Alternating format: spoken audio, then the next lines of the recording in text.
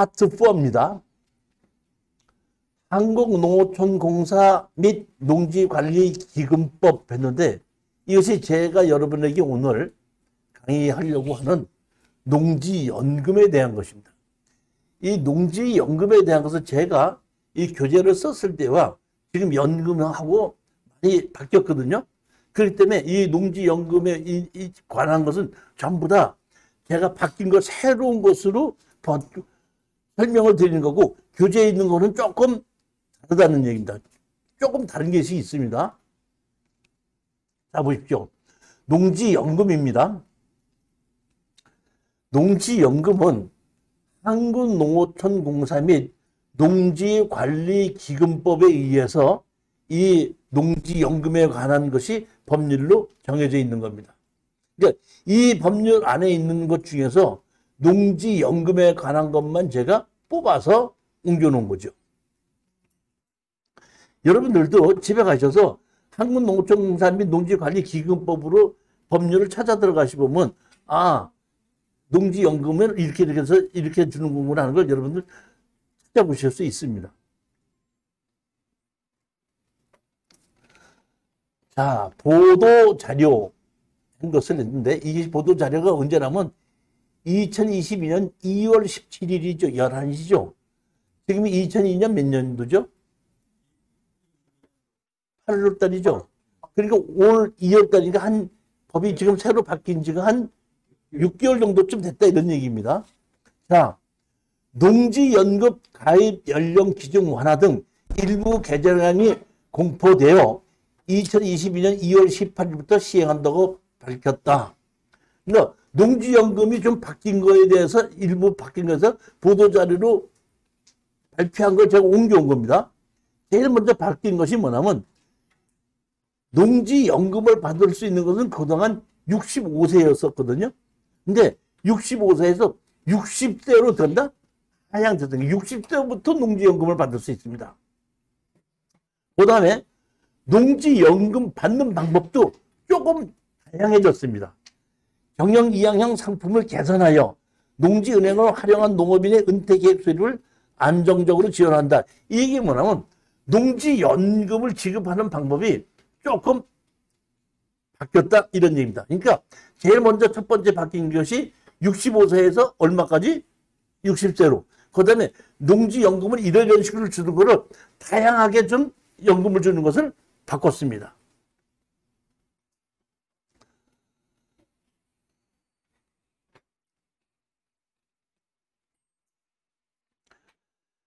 이 농지관리기금법에 보면 제25조 24조의 5 농지를 담보로 한 농업인의 노후생활 안전지원사업. 그러니까 농업인이 농지를 가지고 있는 것을 담보로 잡고 그 담보 가액에 관하여 연금을 지급한다. 언제부터? 60세부터. 이런 얘기입니다.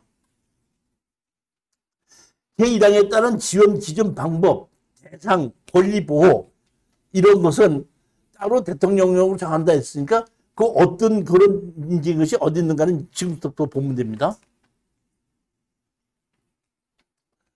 자, 24조의 7 수구권의 보호. 24조 5 제1항에 따른 농지연금을 지원받을 권리는 다른 자에게 양도하거나 담보로 제공할 수 없으며 다른 자는 이를 압류할 수 없다. 자, 우리가 어떤 분이 재산을 가지고 있다가 빚을 지게끔 되면은 압류가 들어오죠. 내 집을 압류를 할 수 있고, 모두 압류를 할 수 있고, 월급도 압류할 수가 있는데, 농지를 연금으로 만들어 놓아서 설정을 해 놓은 것은 그 농지도 압류를 못하고, 연금도 압류를 못하게끔 만들었어요. 그러니까 내가 연금을 받고 있을 때는, 내가 혹시 다른 일 때문에 빚을 졌다고 하더라도, 농지연금에 대해서는 압류를 못하기 때문에 농지 자체도 압류 못하고 농지로 받는 연금도 압류를 못하게끔 해서 농업인들을 보호해 주는 게 제일 첫 번째입니다.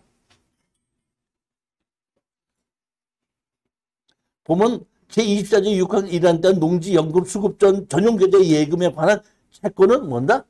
압류할 수 없다. 그러니까 농지연금용 농지도 압류 못하고 그 연금으로 받는 채권도 압류 못한다. 이런 얘기입니다. 제가 보기에 이거는 상당히 그 안정적으로 그 자기 생활을 할 수 있게끔 만드는 법이라고 보는 겁니다. 자, 그 다음 걸 보시겠습니다. 이제 공지사항에 농지연금이라 이렇게 만들어 놨는데 여기 보면 65세 이상이라고 그랬죠. 65세 이상이라는 얘기는 요거 만들어 놓은 공지사항은 아까 60세로 변경되기 전에 만들어 놓은 겁니다. 그러니까 이것이 65세가 아니라 60세로 보시면 됩니다. 여기 65세가 아닙니다. 예전에는 작년만 하더라도 65세였었는데 올해서부터 60세로 변경이 된 겁니다. 가입자가 사망한 경우에도 가입자가 사망하는 경우 승계 절차를 거쳐 배우자가 계속 연금을 받을 수 있습니다. 가입자가 뭐한 경우? 사망한 경우. 자, 그러면 이렇게 우리 이해하시면 됩니다. 부부가 같이 이제 남편이 농사를 짓다 보니까 남편이 농지를 담보로 해서 연금을 받았습니다. 그런데 만약에 남편이 먼저 돌아가셨지 않습니까? 그럼 배우자가 남잖아요. 배우자가 승계를 해서 그 연금을 그대로 받을 수 있다는 얘기입니다. 근데 여기서 여러분들이 알아야 할 조건은 뭐냐면 만약에 그 배우자 외에 상속받을 자식들이 있을 수 있죠. 그러면 배우자가 그대로 해서 그 연금을 받으려고 할 때는 그때는 뭐냐면 자식들이 상속 포기서를 집어넣어줘야 됩니다. 거기에 대한 그 농지 연금으로 받는 그 농지에 대한 상속을 포기를 하게끔 써주면은 그때 배우자가 계속해서 연금을 받을 수 있다. 그 얘기입니다. 그 다음에 만약의 경우에 그 배우자가 또 상속을 받아가지고 연금을 받고 있지 않습니까? 받고 있다가 그 배우자가 또 돌아가실 수 있죠. 그러면 돌아가셨을 때까지 그걸 정산을 해서 그러면 원래 연금 받아갔던 게 총 얼마인가가 나오지 않습니까? 총 얼마 나온 거에 2%의 이자를 더해서 나머지 상속자들한테다가 청구를 합니다. 청구해서 그걸 갚으면은 연금 받던 농지를 그 상속자들이 그대로 상속을 다시 받을 수 있어요. 근데 만약의 경우에 상속자들이 나 그 돈이 없어서 상속받지 않겠습니다 하게끔 되면은 그러면 농어촌공사에서 연금으로 받던 그 농지를 팔아서 경매로 팔아서 원래 갚아야 될 돈이 있죠. 그 갚아야 될 돈은 농어촌공사에 갖고 남은 돈이 있으면 상속자들에게 줍니다. 그런데 만약에 팔아봤더니 돈이 모자라서 상속자 할 때 갈 돈이 없는 것이라 거꾸로 모자랄 수도 있죠. 그 모자랐을 때는 농지연금에서 그냥 책임을 지지 상속자들한테 그 돈을 내놓으라고 하지는 않습니다. 그러니까 남으면 주고 모자라면 없는 걸로 땡친다 이런 얘기입니다. 좋은 거예요? 좋은 건지 나쁜 건지 모르겠는데 하여튼 법이 그렇게 됐다 그런 얘기입니다. 자, 그러면 그러한 담보농지를 평가하는 방법입니다. 부동산 가격 공시에 관한 법률에 따른 개별 공시지가의 100% 또는 감정가에 따른 90%. 그 중에서 가입자가 선택할 수 있습니다. 즉 농어촌공사에서 일률적으로 그냥 너는 이것이 얼마다가 아니라 공시지가가 있고 감정가를 해놓고 그 연금을 들 사람에게 공시지가로 할 것이냐 감정가를 할까 물어봤을 때 그 내가 원하는 것이 있다 그러면 그 원하는 가격을 해주는데 공시지가는 100%고 감정가에는 얼마? 90%라는 얘기입니다. 그거를 택일할 수 있게끔 만들었다는 얘기입니다. 이것도 제가 보기에는 이번에 그 변경된 것 같은데 이것도 제가 보면 상당히 좋습니다. 다음 여기 보십시오. 제3자, 자녀나 형제 소유 농지를 담보로는 농지연금을 주지 않는다는 얘기입니다. 그러니까 반드시 본인 농지에 됩니다.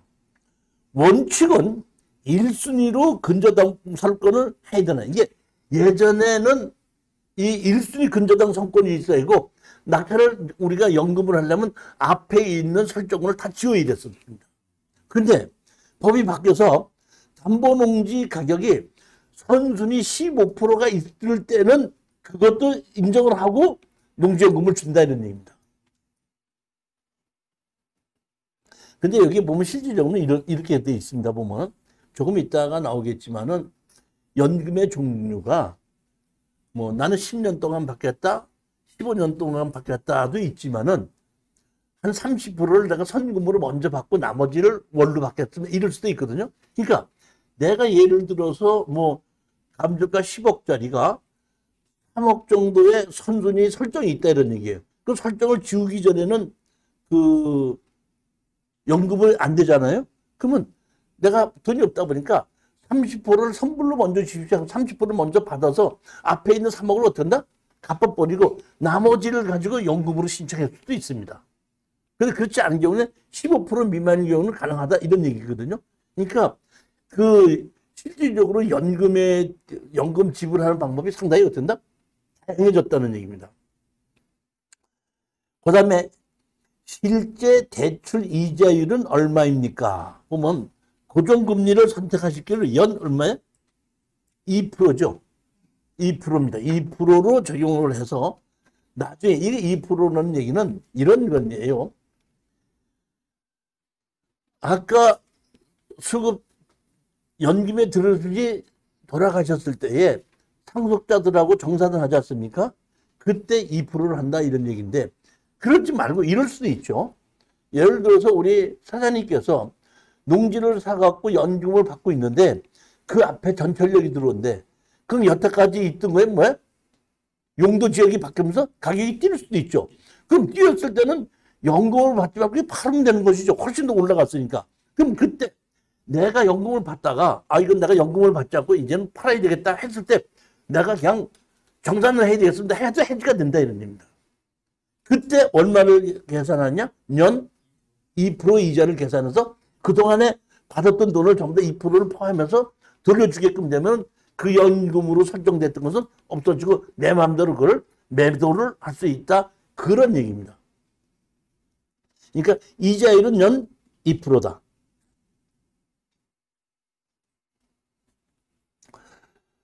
농지연금의 장점이 됐는데 여기 보면 1번서부터 5번째까지가 있습니다. 제일 첫 번째, 농지 부부 종신직업, 농지연금을 받던 농업인이 어떤다? 사망할 경우 배우자가 승계해서 삶까지 계속해서 어떤다? 받을 수 있습니다. 단 신청 당시 배우자가 60세 이상이고, 그러니까 예를 들어서 70대 되는 노인네가 40대 되는 여자하고 결혼을 했다. 근데 그 돌아가셨다. 그러면 그 연금을 그대로 승계하냐? 안 된다 이런 얘기입니다. 60세 돼야지 된다 이런 얘기입니다. 그러니까 그 배우자가 60세가 안 됐을 때는 이제 예를 들어서 59세에 있다. 그러면 기다려야 된다 이런 얘기죠. 영농 또는 임대소득에 가능. 그러니까 내가 농지를 가지고 연금을 신청하지만은 농사는 그대로 지을 수 있다는 얘기입니다. 그러니까 농사는 그대로 지면서 농가 수익을 올리면서 별도로 연금을 받는 겁니다. 그러니까 그만큼 수익을 극대화시킬 수 있다 그런 얘기입니다. 재정 지원으로 안정성 확보 이렇게 되어 있는데 정부 예산을 기반으로 하여 정부에서 직접 시행하기 때문에 즉 다시 말하면 혹시 농어촌공사에서 돈이 부족해서 그럼 연금 준다 그러다 안 주면 어떡하느냐 그렇지 않고 정부에서 어떻게 한다? 거기에 대한 농지연금에 대한 걸 확실하게 밀어준다. 그러니까 그럴 일 없다. 주다가 뭐 없어서 못 준다 이런 일이 없다 그런 얘기입니다. 네 번째입니다. 연금 채무 부족액 미청구. 아까 제가 말씀드렸죠. 연금을 가지고 쭉 받다가 이제 돌아가셔가지고 정산해가지고 그 상속자들이 가져갈 것이냐 말 것이냐 이렇게 있지 않습니까? 그럼 상속자들이 가져가지 않겠다고 하면은 농어촌공사에서 경매로 팔죠. 또 팔아서 모자랐을 때는 채무를 탕감을 해주고 남았을 때는 돌려준다는 거거든요. 지금도 가끔 가다 보면은 우리 경매로 나온 거 보면 주택연금에 가입하고 있다가 똑같은 방법으로 상속자들의 상속을 네 하겠냐 갚겠냐 했는데 상속 안 하고 안 하겠습니다 하는 분 그것이 경매로 나오는 것이 있어요. 제가 그런 연금을 받다가 돌아가신 분에게서 경매로 지분하는 것을 제가 추천한 적이 몇 번 있거든요. 그러니까 농지도 앞으로 그렇게 연금을 받다가 돌아가시고 상속자들이 상속하지 않으면 그런 농지도 경매로 나올 수가 있을 거라고 봅니다. 다섯 번째, 재산세 감면입니다. 대한민국에 살면 누구든지 세금은 내야 되죠. 세금의 기본 원칙은 수익이 있는 곳에 무조건 세금을 낸다고. 그 다음에 재산을 갖고 있으면 세금을 낸다는 게 기본인데, 여기 이 사람도 농지를 갖고 있으니까 재산세를 내야 되겠죠. 그런데 재산세를 내야 되는데 연금으로 이걸 받을 때는 그 감정평가액이 6억 원 미만인 경우는 세금을 물리지 않는다. 재산세를 물리지 않는다는 겁니다. 그럼 예를 들어서 감정가를 10억짜리를 가지고 했다. 10억짜리를 갖고 했으면 10억에 대한 것을 재산세를 매겨야 되는데 10억이 아니라 6억 원 빼주고 4억만큼만 가지고 재산세를 내게끔 해준다 이런 얘기다 보니까 사실은 제가 봤을 때에 이 농지연금이 상당히 잘 만들어지고 좋고 이용만 잘하면은 크게 걱정 없이 그 투자를 할 수 있는 연금으로 투자할 수 있는 방법 중에 하나다. 저는 그렇게 판단하고 그 연금으로 쓸 수 있는 농지가 경매로 나온 제가 추천을 많이 합니다.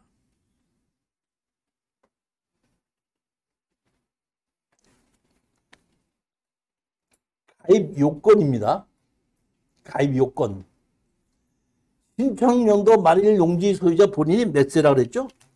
65세인데 65세가 아니고 몇 세? 60세로 바뀐 겁니다. 신청인의 영농 경력이 5년 이상일 것. 기본으로 우리가 예전에 얘기한 뭐죠? 농지 원부를 갖고 있을 때 농업인이 된 지 5년 이상이어야지 된다는 얘기입니다. 제가 이제 그 강의 때 설명하기는 제가 연금을 받으려면 5년 동안의 영농 경력이 있어야 되는데 그때부터 또 땅을 살기가 어려우니까 우리가 이제 공매로 해서 그 농지를 빌려주는 것을 계약을 해서 또는 농어촌공사에서 빌려주는 걸 계약을 해서 한 4, 5년 동안 농사를 짓고 있으면 그것도 농업인으로 만들어지거든요. 그럼 농업인으로 만들어졌을 때 그때의 적당한 농지를 경락을 받아서 농지연금을 신청하라 이런 식의 했었는데 지금은 그게 조금 안 됩니다. 조금 바뀐 것이 있습니다. 예전은 그렇게 됐으면 지금 안 된다는 얘기다. 지금 보면 대산농지에 보면 사업 대상자가 2년 이상 보유한 농지죠.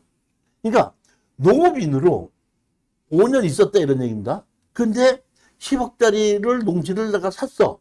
경매로 낙찰받았죠. 그럼 바로 5년 동안 영농 경력이 있으니까 바로 연금을 신청할 수 있으면 예전엔 됐었는데 지금은 안 된다는 거야.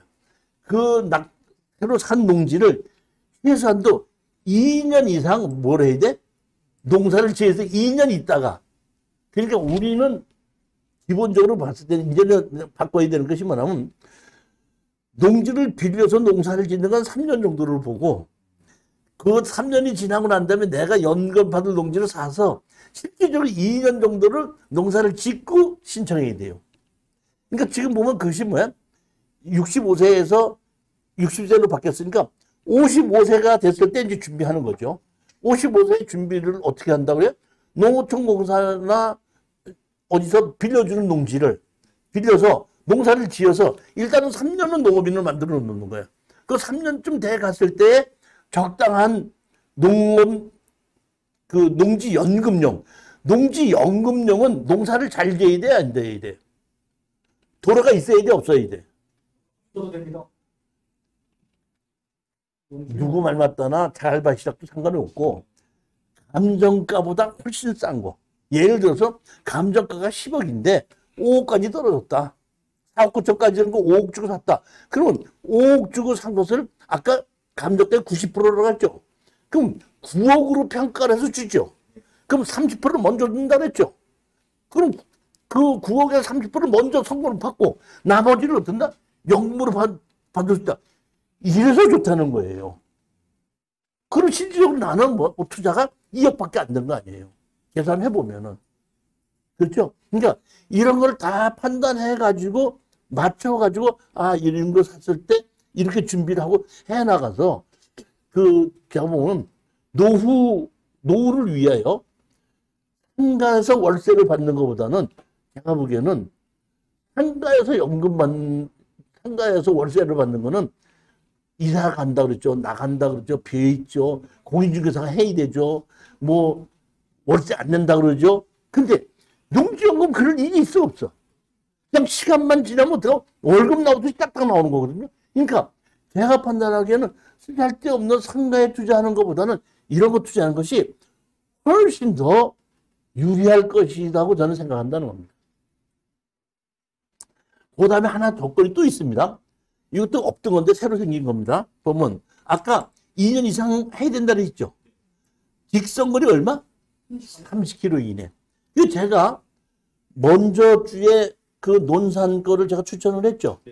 그러면 농지가 2천 몇백 평이었는데 거기 집이 하나 있었지 않습니까? 그러니까 그 집으로 주민등록을 이전을 하고 2년 동안 농사를 짓고 있다가 그거를 어떤다? 연금으로 신청하면 딱 된다 이런 얘기입니다. 그래서 제가 봤을 때 먼저 번에 했던 그 논산에 있는 그 5억 얼마짜리가 지금 2억 얼마까지 떨어진 거를 그거를 어떻게 연금용으로 추천하고 집도 거기 있고 그러니까 주민등록 옮길 수도 있고 내가 또 농사를 지으려고 그러면은 컨테이너를 갖다 놓을 수도 있지만은 그거보다는 실질적으로 잠자고 생활할 수 있는 것이 있는 것도 좋죠 보면은. 그래서 그 논산 거를 내가 연금용으로 추천했던 겁니다. 그러니까 이게 바뀐 것이 자 보십시오. 농지연금이 바뀐 것이 제일 먼저 60세다. 그 다음에 2년 동안은 농지연금을 받을 것을 2년 동안은 농사를 지어야 된다. 그리고 거기에 32km 이내에 거주했어야 된다. 이것이 바뀐 겁니다.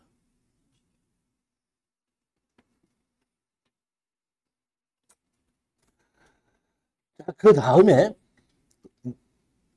그러면 농지연금은 어떤 종류가 있느냐 이런 얘기입니다. 제일 첫 번째 정액 종신형.